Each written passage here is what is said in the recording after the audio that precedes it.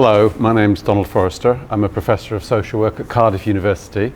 I was hoping to deliver this lecture in Hong Kong when I came over, but unfortunately, due to the student unrest and protests, that wasn't possible.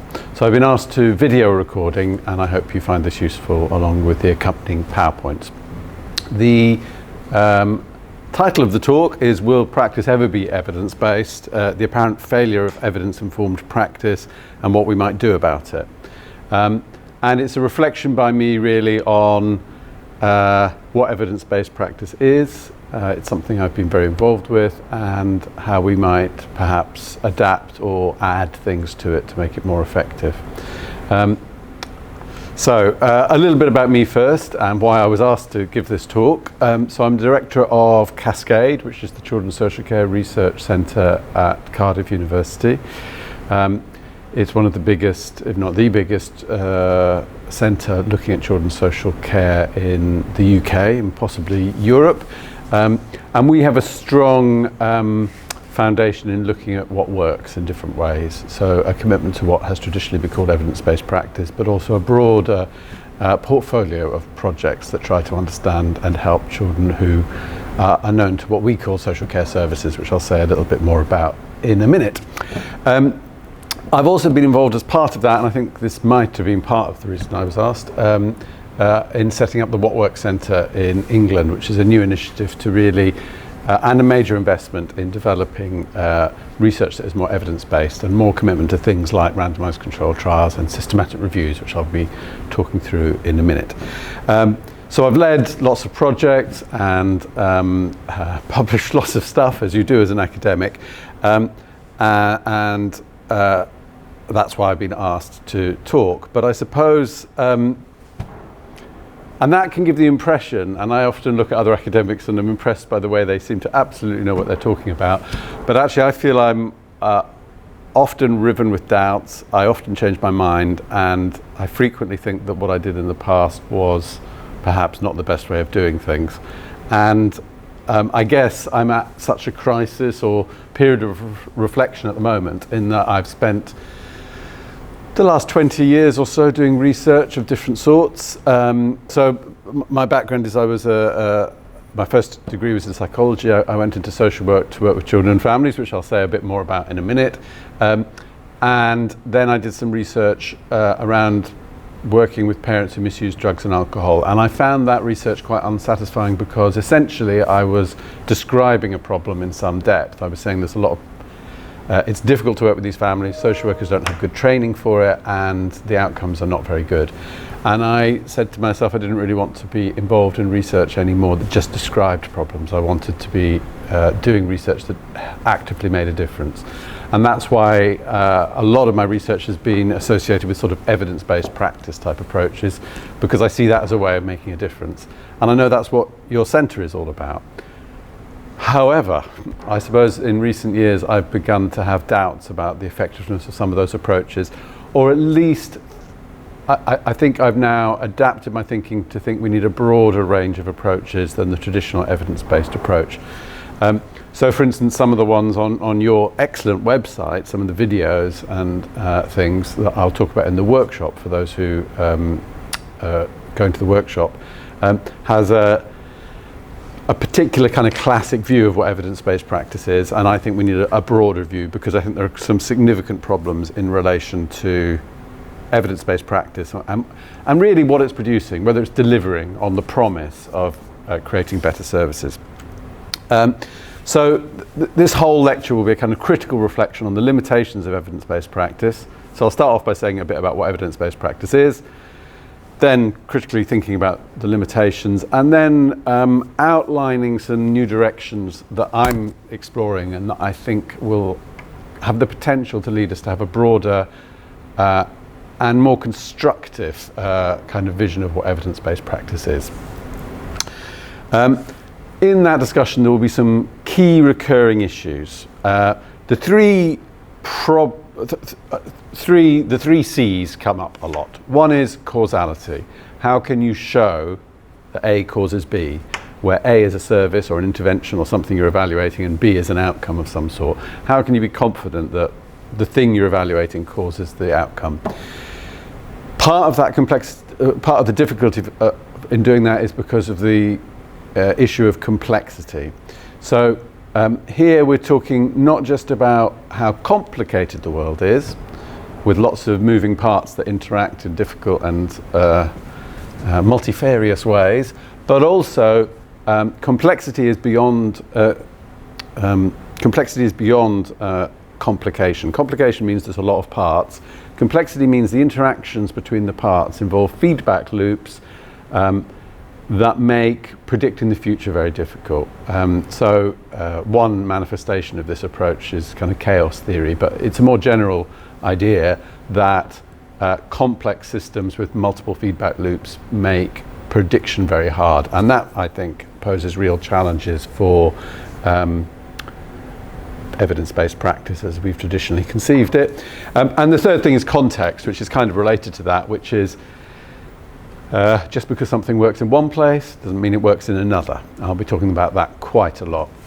And those three issues, those three C's, causality, complexity, and context, create a challenge in generalizability. Can we really be confident that the evidence we are producing is generalizable? So if I find something works here, can you be confident it would work in Hong Kong? If you do it in one part of Hong Kong, can you be confident it would work in another part of Hong Kong? That issue of generalizability, which actually applies to all the social sciences in one way or another, is perhaps particularly acute when we're making claims about evidence and what works. So I'm going to do an overview of evidence-based practice, then critique it, and then talk about some tentative new approaches. But before I do that, I'm aware that the centre is a multidisciplinary centre with education, psychology and other disciplines, as well as social work. And also that social work and services for children in Hong Kong are very different to the UK. So I want to provide a bit of context. And this is a part of the lecture that if I was there, I would have hoped to do in an interactive way, because I don't know what you know and what you don't know, and I don't really know very much at all about services in Hong Kong, though I've read about them a bit. But I'll try to tell you about services in the United Kingdom, and in particular in England and Wales, which are quite similar. Scotland and Northern Ireland are a bit more different. So I talk about children's social care or children's services, which I use rather interchangeably, which can be confusing. In broad terms, when I'm doing that, I'm talking about services that in the UK are responding mainly to concerns about child abuse and neglect, so parents maltreating or neglecting their child, but also to other needs that children may have that are not at that level, so children with disabilities or special needs, or parents who are struggling and doing their best but not able to meet the needs of their children. And we have quite an expensive set of services to respond to that. They deal with a very large number of referrals each year. They work actively with about 400,000 children in England and Wales. It's a rough estimate. Of those, about 55,000 at any one time are being worked with as at risk of significant harm. So they're subject to something we call a child protection plan, which is when the various professionals led by social workers say the concerns are quite serious for this child. What are we in the family going to do to reduce those concerns? And that's a big part of the sort of core business. But significant numbers of children are removed from their families or for other reasons come into care. So at the moment in England and Wales, we have about 70,000 children who are in care. And by care, we mean state-provided provision for those children, which is primarily foster care. So they're usually placed in other families that we pay to look after them. Some is residential care and some is placement within the wider family. Plus there are one or two other options. So that's a large number. For us, it's gone up very significantly, about 40% over the last 20 odd years. And in particular, the use of care proceedings to remove children has gone up dramatically. So we're having a sort of crisis within our system and thinking about what can be done about that. And some of my thinking about evidence-based practice is very much influenced by thinking about how we can respond to that crisis, and I suppose a sense that some of the evidence-based prescriptions are not very helpful. So I'm aware these numbers are larger. I mean, they're obviously larger absolutely because the UK has more people in it, but they're also larger proportionately than anything equivalent in Hong Kong that I've seen. So, you know, there are many thousand social workers and other professionals dealing with these issues, and I might be wrong about this, but £9 to £10 billion each year is spent on that system. So a substantial amount of money. It's now I think it's now the biggest single spend in many local government areas.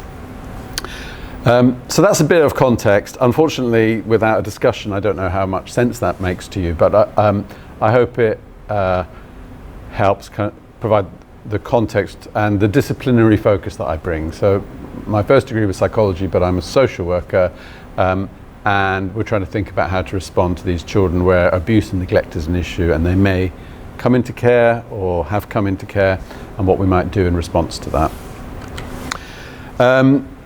So what is evidence-based practice? I should say I use evidence-based practice and evidence-informed practice interchangeably. I am aware there are discussions about the pros and cons of doing so. I tend to think at the level of the individual practitioner, practice can never be evidence-based. It can only be evidence-informed. Evidence can be one of the things you take into account. But I actually think it's a misunderstanding of the best use of evidence-based practice to target it primarily at what individual practitioners are going to be doing. And the reason for that is that evidence by its nature is general, and practitioners are working with specific families.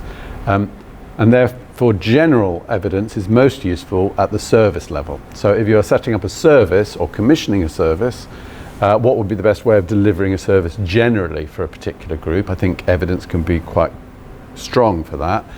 But for any individual family, what works, what they need, will depend on their circumstances, their views, and a myriad of other things, because everybody is unique, and therefore it's much more difficult in the social sciences to apply evidence down to individual families. Now, classic evidence-based practice values randomized controlled trials and systematic reviews, and I get the sense from your website that that's the sort of philosophy of the Centre for Evidence-Based Practice, and makes an argument that this should be fundamental to policy and practice, and that's also been a strong part of the argument for the What Works Centre in England that I've been involved in setting up. And I start from the point that randomized controlled trials, RCTs as we call them, are one of humanity's greatest intellectual achievements. They are incredibly simple, and the idea is simply that if you're not sure whether something might work or not, you randomly distribute some people to get it and some not to get it, and if there's a difference afterwards, because you randomly selected people and you picked enough people, you can be fairly confident that it's because of the thing you were looking at. And a large chunk of modern medicine and much of psychology, as well as myriad other things, including bits of engineering, a lot of the internet, many other things, have actually been developed by using RCTs. So I think RCTs are sort of deceptively simple, and yet a tool that probably we will always use as a way of testing out whether things are making a difference and whether things work. So my starting point is that I think RCTs are incredibly important. But, and I'll say a little bit more about that actually. So the logic of RCTs is that we want to find out whether A causes B. And in our situation, A is an intervention and B is an outcome. So how can we establish that the intervention causes the outcome? And I'm going to use throughout this talk the example of intensive family preservation services, which I will probably quite often call IFPS, which are crisis-based interventions which work very intensively with a family when their child might come into care. So how would we establish that an intensive family preservation service was working or wasn't working?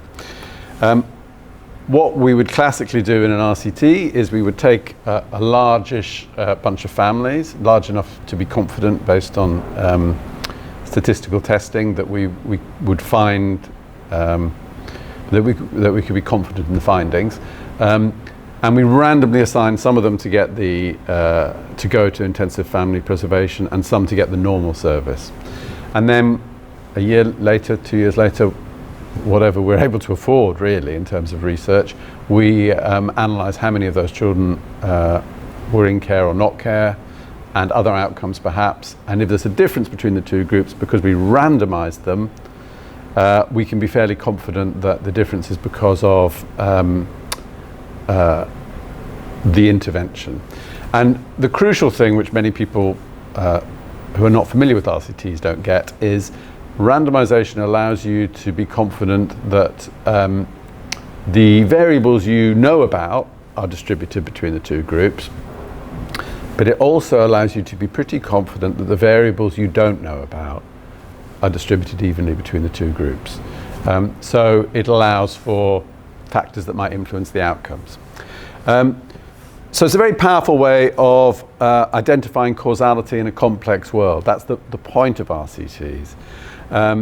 And it allows you to ignore all the other complexity around family issues, everything else, structural issues, psychological issues. Because you've randomized, in general, you should be able to, and I say in general, this is quite a complicated thing, but if you're confident your numbers are large enough, then the key issues should be fairly evenly distributed between the two groups.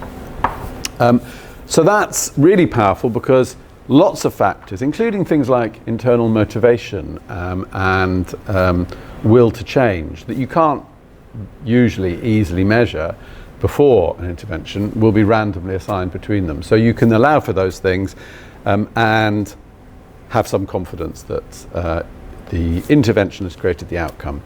So RCTs are very powerful, and they're the sort of keystone or the foundation stone maybe for evidence-based practice. Systematic reviews are simply a way of transparently and thoroughly trying to identify all the available evidence and weighing it up.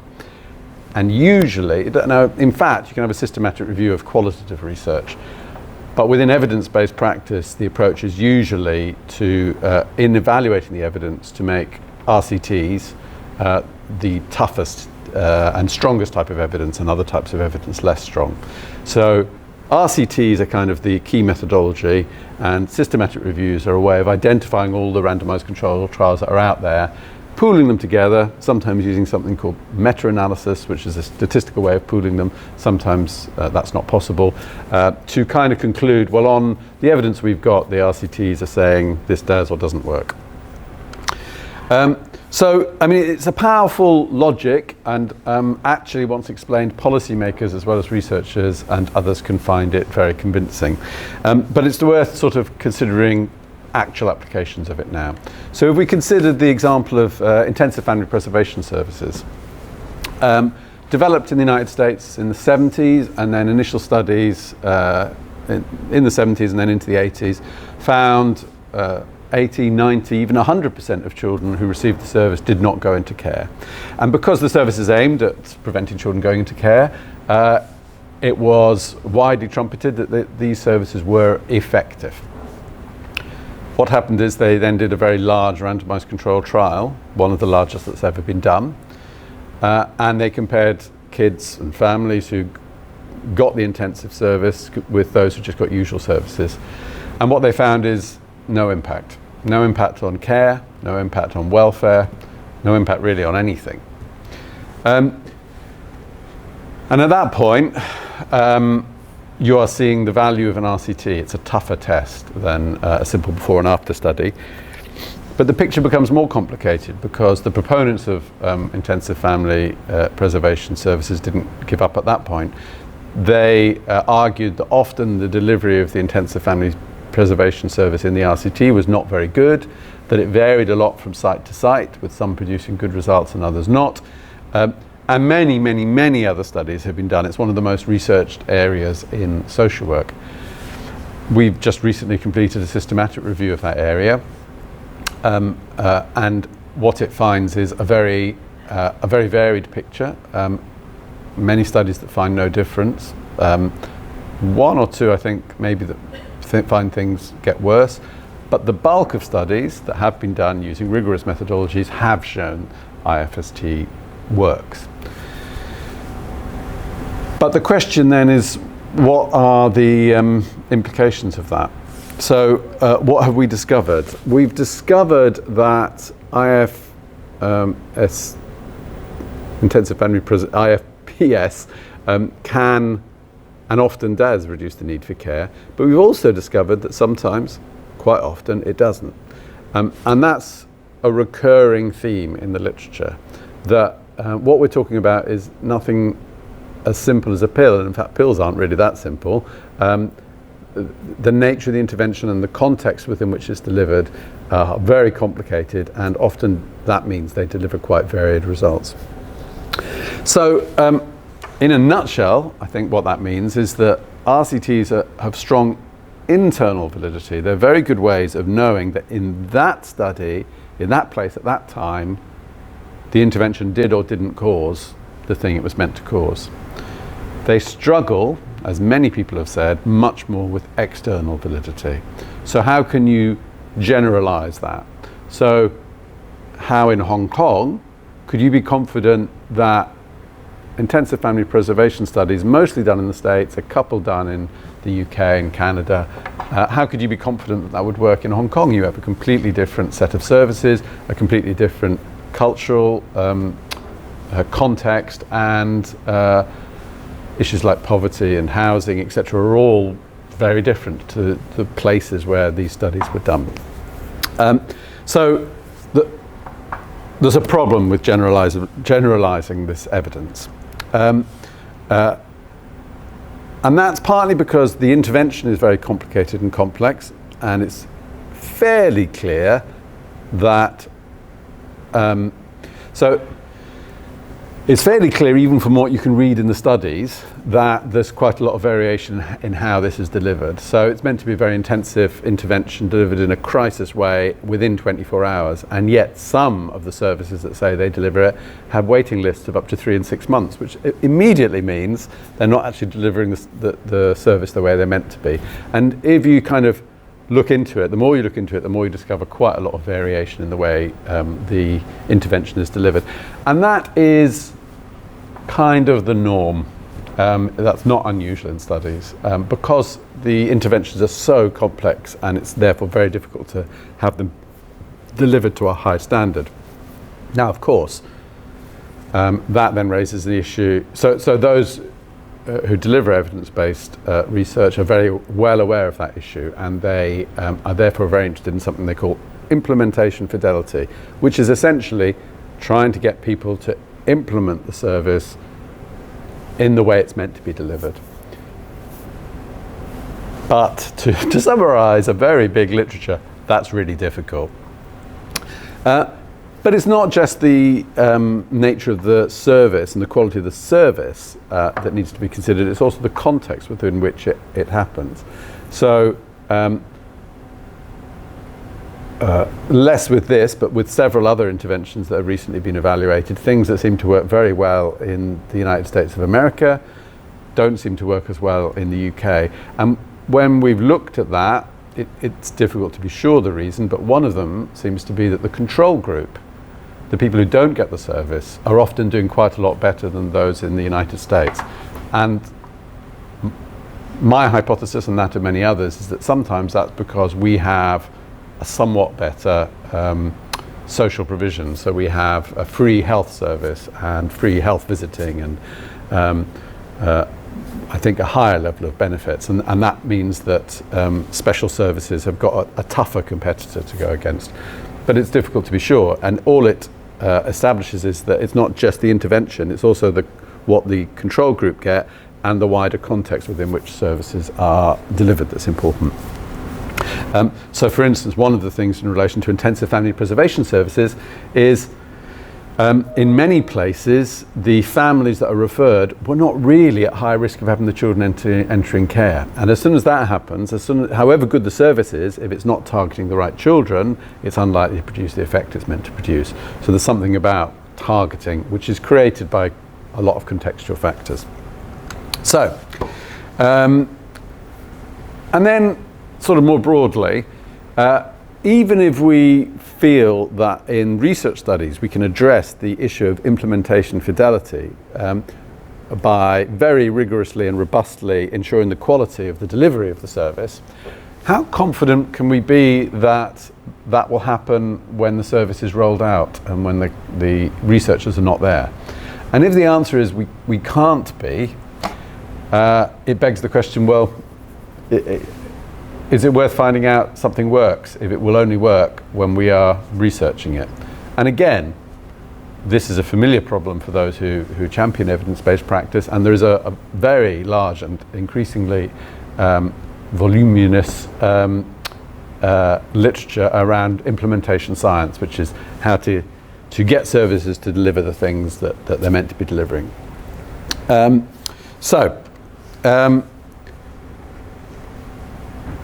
I guess the issue I keep coming back to is however good RCTs are at proving something works in a particular place, how sure can we be that we can generalize that evidence to other places? And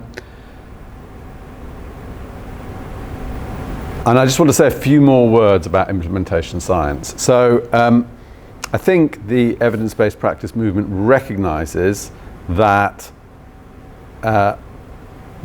there's fairly few examples of evidence-based approaches being taken effectively to scale.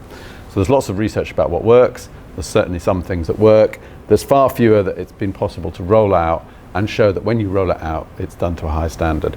So implementation science is all about studying how you would do that. What are the factors that you might need in order to deliver things effectively? And I'm not going to spend long on this, partly because it's a very big area and partly because I'm not an expert in it. But I wanted to summarize a very influential, but quite old now, review of what is needed to implement things effectively, done by Fixon et al. And some of the things they identified is that you need to deliver an evidence-based intervention effectively. You need to carefully select, train, supervise, coach, and evaluate staff, make sure they're delivering the intervention. You need organizational commitment, resources, and an ongoing outcome evaluation to find out whether it's making a difference. You need funding, policies, and regulation that are consistent with the intervention that's being delivered. And you need to involve those who are receiving, delivering, and leading the service throughout the whole process. All of which I'm sure is true. But I think it does beg the question, if you did all those things, extra resources, training, leadership, regulation, for services as usual, what effect would you get? To what degree would the evidence-based approach be more effective? And I don't think anyone has the answer to that, but I think it's a question that's certainly worth thinking about. So I guess I feel a sense that in practice, while the logic of evidence-based practice can be quite compelling, in practice what it delivers has often been disappointing. There's been a tendency to meet the problems of delivery with an increasingly prescriptive approach, so more tightly defined interventions and more tightly defined ways of delivering them. And some of the more extreme versions of this, you have sort of franchises where you have copyright or specified interventions that have to be delivered in particular ways, which, well, I think there's a couple of problems with that. There's some ethical questions about it, certainly. If these interventions have been developed using public money, should people be making money out of it? But there's also practical issues that way of delivering services is probably going to struggle to really go to scale and to make the sort of differences we need to see. All of these issues really flow from the problem of generalizability. So I want to come back and think about that using a different lens.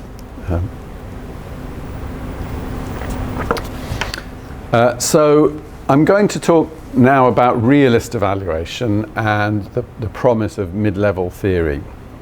So this is largely based on the work of Ray Pawson and Nick Tilley, who did a classic book, Realist Evaluation, but also quite a lot of subsequent important books and articles. They start with a critique of the evidence-based approach, which they critique as being simply probabilistic, deterministic, but most importantly, atheoretical. And by that, they mean that the establishment of A causing B is done without any consideration of what the causal mechanisms are. How is A causing B?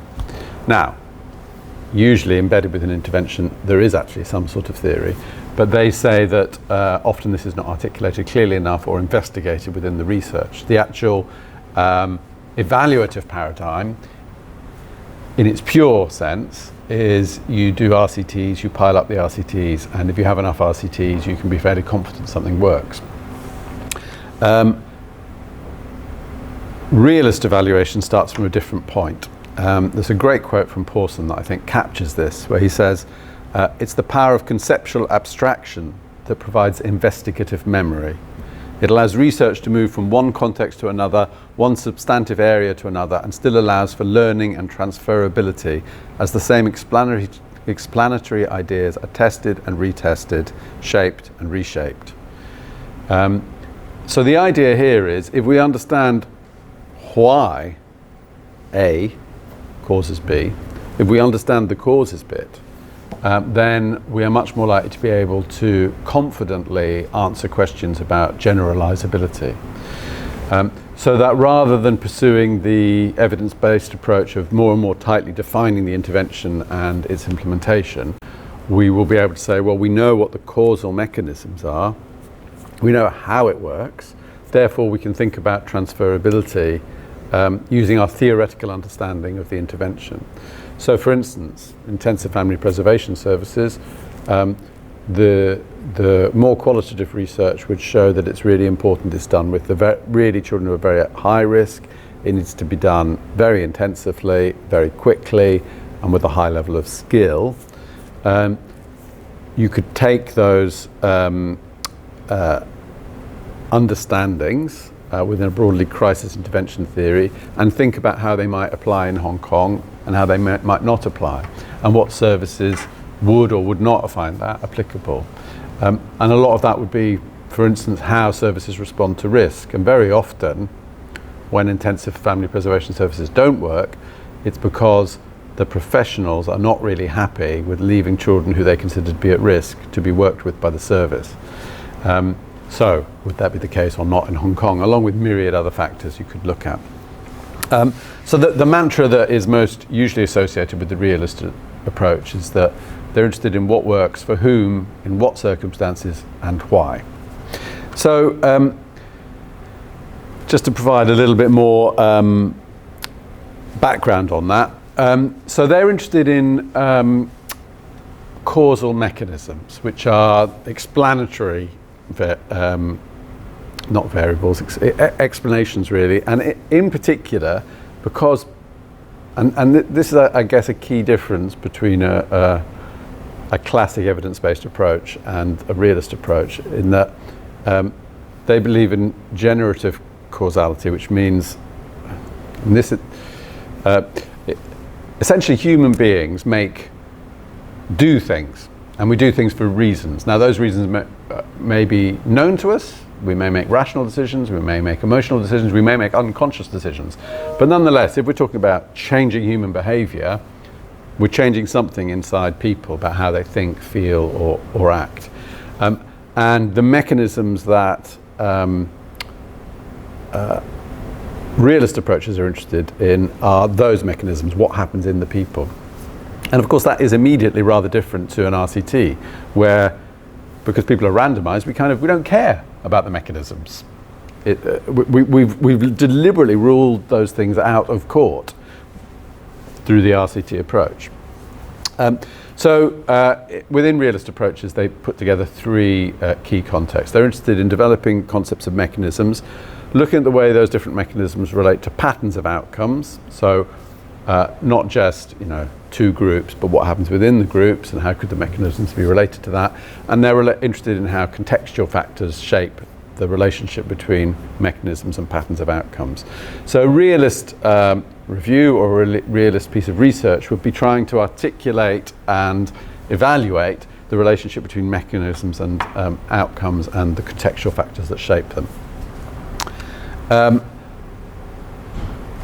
Okay, so crucially, that means realist evaluation is theory-led. You're trying to build a theory about what's going on. It's generally mixed methods, often starting with qualitative. I mean, sometimes just using qualitative, but I would say, in general, using mixed methodologies. Usually iterative, so constantly going back and refining the theory, and it also lends itself to co-production, producing it with those who are delivering and or experiencing a service. There's a particular dispute in the literature between the sort of classic Pawson and Tilley view, well, particularly Ray Pawson, who rejects randomized controlled trials completely because of the theory of causation that is implicit within them, primarily. But certainly many, including colleagues at Cardiff and others, are increasingly looking at combining realist approaches with randomized controlled trials and being methodologically pluralist. And I certainly think there's a lot of mileage in that, so that we certainly get the rigor of the RCT, finding out whether something works, but we have a realist approach that helps us understand why it works, and why it doesn't work, and who it works for, and that perhaps involves subgroups analysis, etc. Is realist evaluation living up to its claims? I think that's probably too big a question for me to answer, but I'll just tell you what I think. I certainly think it's making an important contribution to a more sophisticated understanding of evidence-based approaches. And I certainly, I think realist approaches are going to be around for a long time, making an important contribution. We've put them at the heart of the What Works Centre because we think understanding why things work is crucial, and not enough attention has been given to that. But it's been around for a while now, well over a decade, or maybe 20 years. Is it sort of delivering on the promise?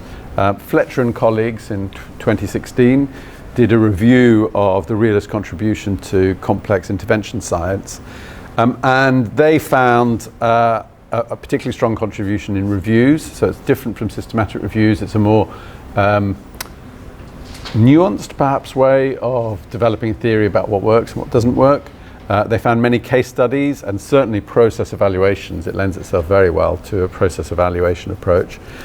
They saw it being used in feasibility in pilot studies and as part of randomized controlled trials. But they found very little evidence of realist approaches to wider implementation, scalability, and sustainability of interventions. And I suppose a simple reflection is the jury is out on whether or not realist approaches are going to make a substantial difference or a substantial contribution until they can show that not only can they help develop interventions, but that the theory element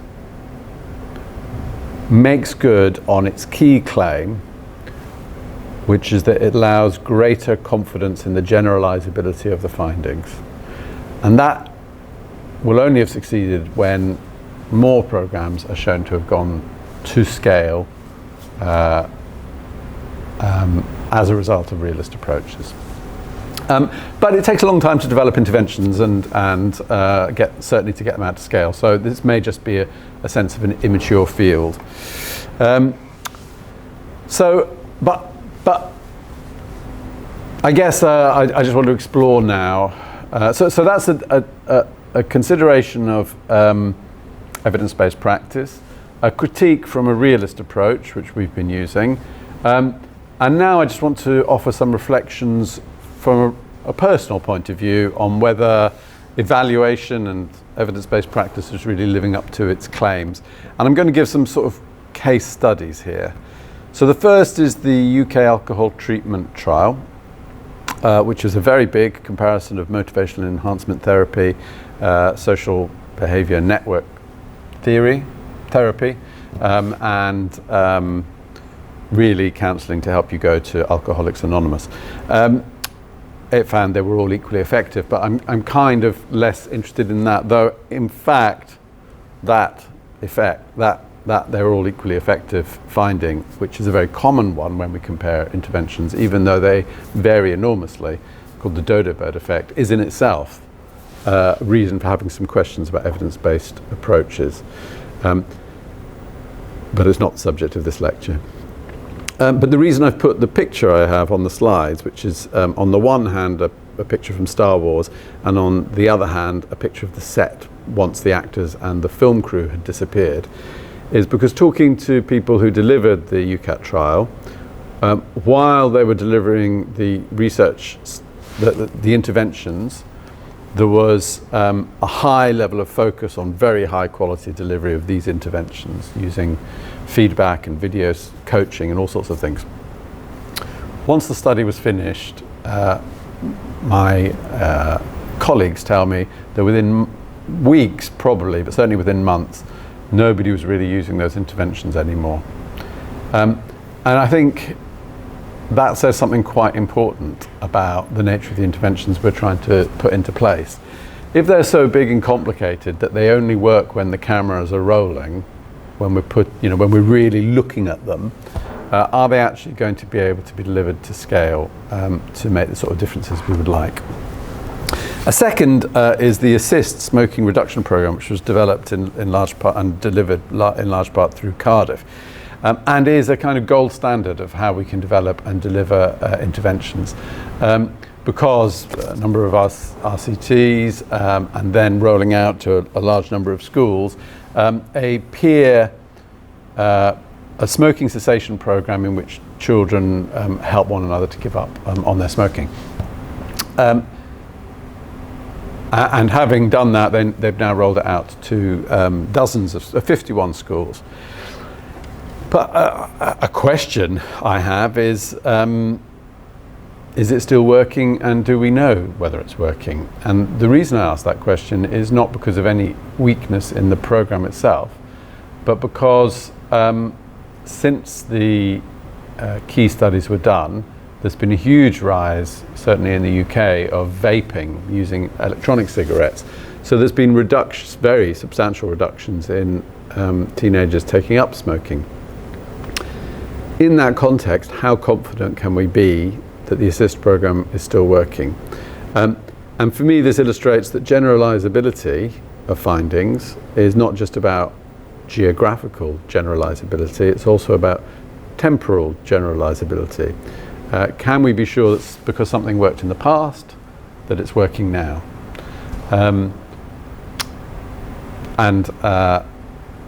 Well, I'll come back to that, because I think being able to answer that question is a kind of key one.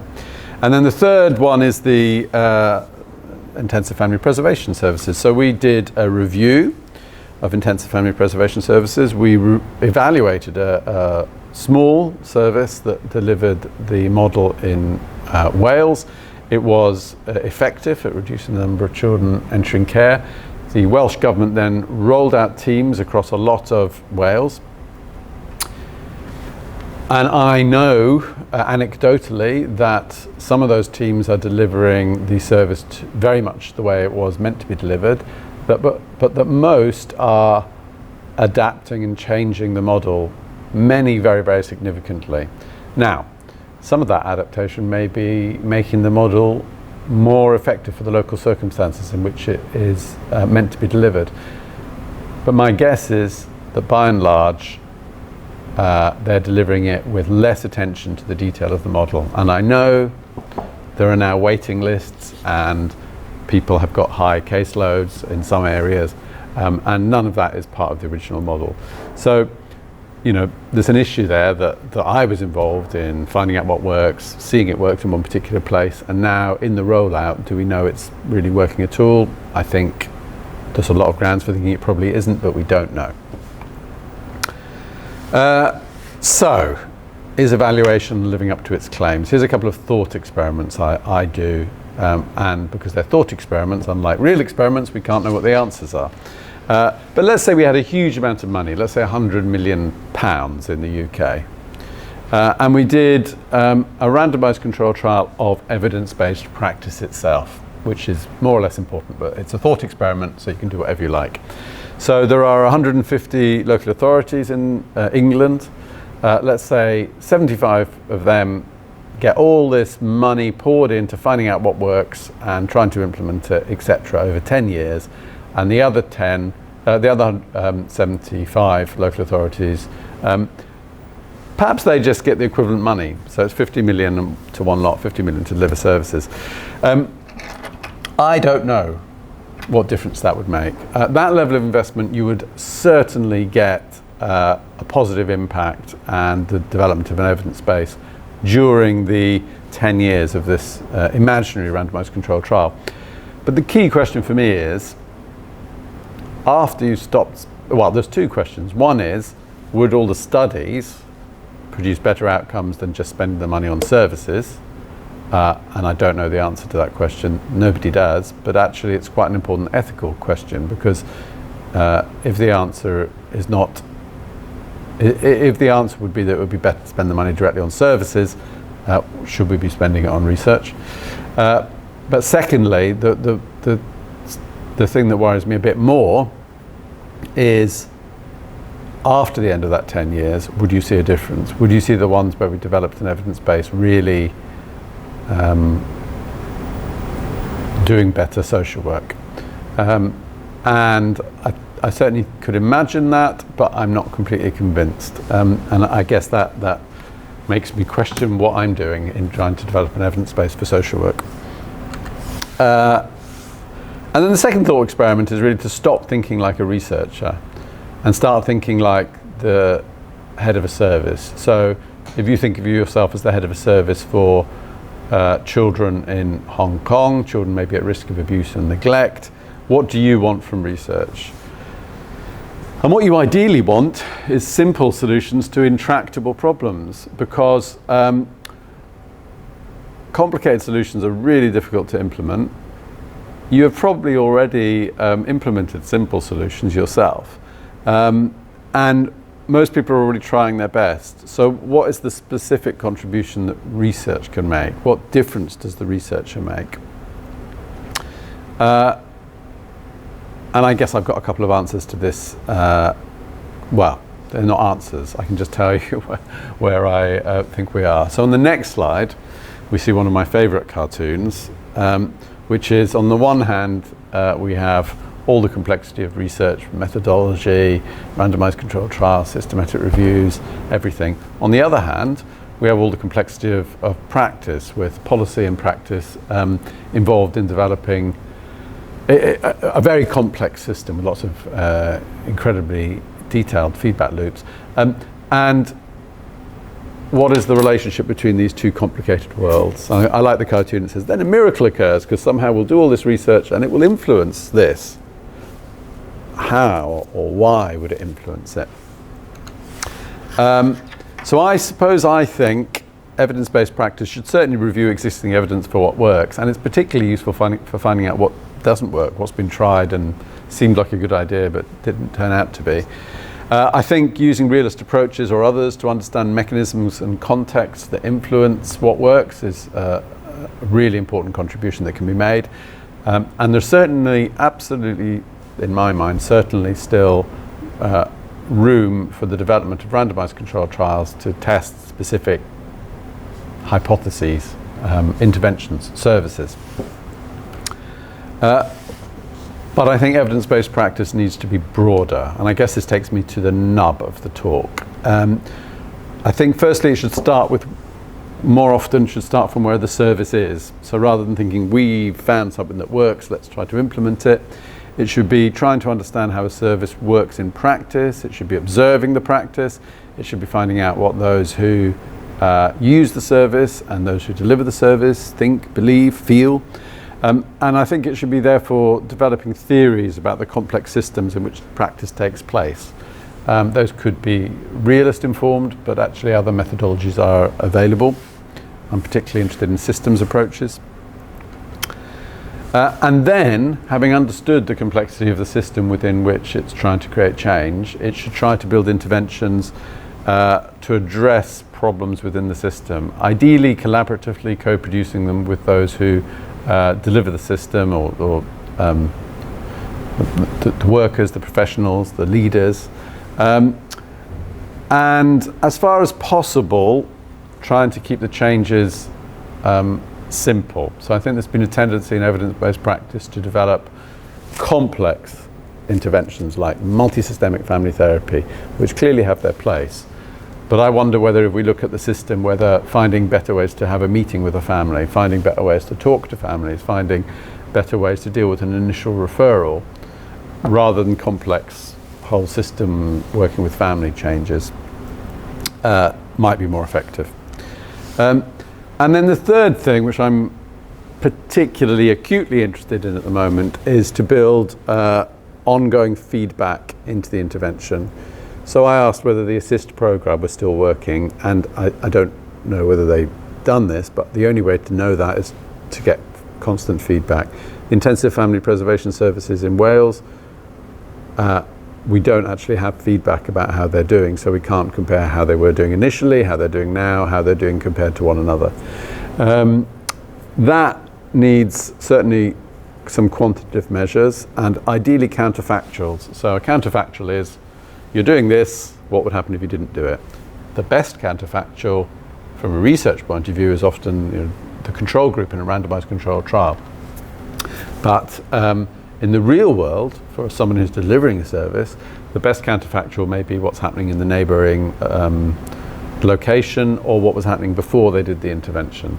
Now, there are reasons those aren't quite as good from a research point of view, but if it's creating, if it's more useful for the service and much easier to actually research, it may be that in practice it's better to use those types of counterfactuals. And finally, I think there's a lot of mileage in using existing data sets and data linkage to begin to think about how we could create feedback within the system.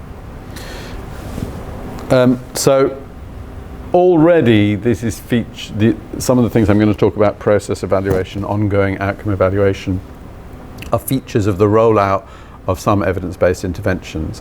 What I'm wondering is whether we could use these feedback loops more generally within services, and also as a way of providing feedback for services to think about what interventions or changes they want to make that we could begin to evaluate. And that means, rather than building evidence in one place, or maybe several, and then having a systematic review and then trying to move it to another, which is proving very problematic, we try to provide feedback in situ to how a service is doing. We have a saying in Britain that weighing a pig doesn't make it fatter. And by that we mean just constantly measuring something doesn't actually create change. But on the other hand, we do know that feedback loops allow people to understand what difference they are or are not making when they do things. So the crucial thing is to find ways of feeding back to services that will actually be useful, so that they do help us know whether the pig is getting fatter. So I'm going to very quickly go through two possible ways of doing this, both of which are proposals that we're developing. We haven't got funding for either of these yet. There's been a very large increase in the number of children who are in care. In Wales, it's up 58% in 15 years. And we're looking at 4 local areas to do a complex systems analysis of what is going on within the systems of those with higher number of kids entering care, and then working with them to see what interventions they might make, what changes within the system they could do. So this slide, the next slide, is taken from, in Britain, a very well-known review of the child protection system by Eileen Munro, where she used a systems analysis. So she interviewed key informants to try to understand why we've become very bureaucratic in our response to child protection. And I won't go through the detail of the diagram, but the key point to make is that the feature of this system is feedback loops that reinforce or balance, and in this case a lot of reinforcing certain behaviours. So because compliance with prescription, being told what to do, allows you to use a "we just followed the rules" defence, you're then less likely to acknowledge errors because we followed the rules, and then that's considered an effective sort of defence against criticism. So it creates a feedback loop that means more and more proceduralism and administration is brought into the system. So she identified the way feedback loops were driving certain types of behaviour. We're essentially going to do something similar, trying to understand what are the factors that drive children to be more likely to enter care in some areas than in others. Is it about attitudes towards risk, or is it about specific parts of the system? For instance, the multi-agency meetings that we call child protection case conferences, and then we're going to work with the local authorities to create changes to the system compared to the bits of the system that seem different to other local authorities.